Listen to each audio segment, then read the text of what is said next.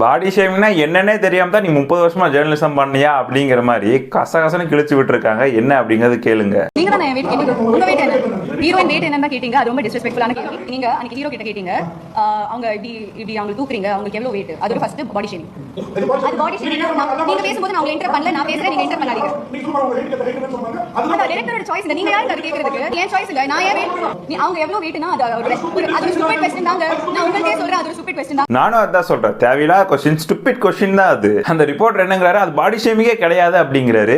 அந்த ஹீரோ உங்களை எப்படி தூக்குனாரு அப்படிங்கறத நீ கேட்டனா உன் மனசுக்குள்ள என்ன இருக்கு? இந்த பொண்ணு இவ்வளவு குண்டா இருக்கு, எப்படி அந்த ஹீரோ தூக்கி இருப்பான் அப்படிங்கிற எண்ணத்தோட தான் அந்த குண்டா இருக்காங்க அப்படிங்கிற ஒரு எண்ணத்தோட தான் அந்த क्वेश्चन வந்திருக்கு.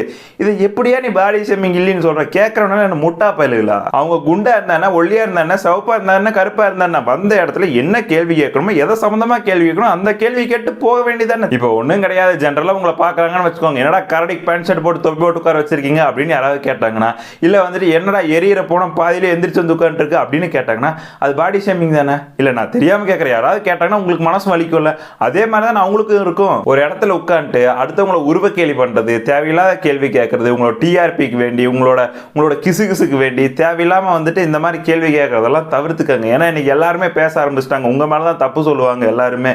கண்டிப்பா அந்த கேள்வி தப்பான கேள்விதான், அவங்க கேட்டது கரெக்ட் தான்.